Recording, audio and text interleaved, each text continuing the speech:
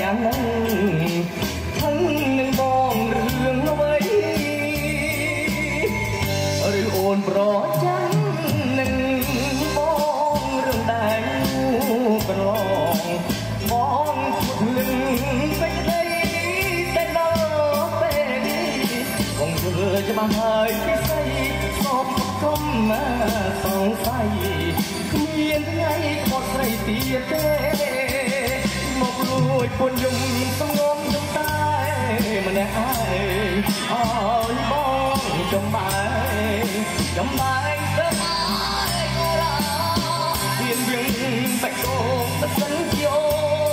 នត្រូវការបីចឹងប្រាថ្នាសុខថាបងផ្ញើលើស្រីញញឹមភ្លៀងម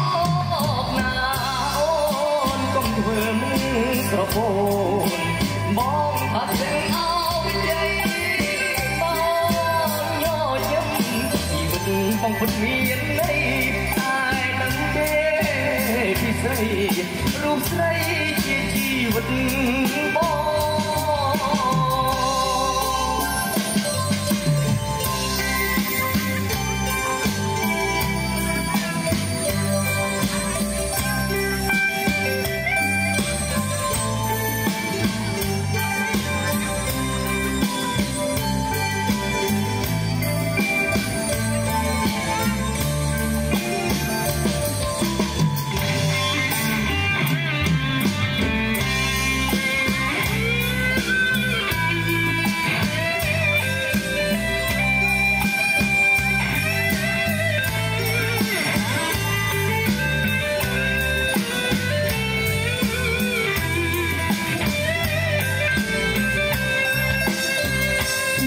រួចគុណយំសំងំយំតែ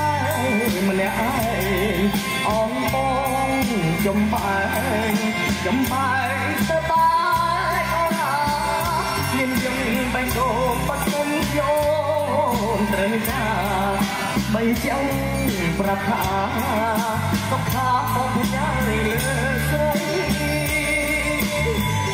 ញញឹមភ្លៀងមកណាកុំធ្វើមុខស្រពោនបងថាធ្លាក់អោយយាយបងញញឹមជីវិតបងពិតមានន័យតាដឹងទេពិសីរូបស្រីជាជីវិតបង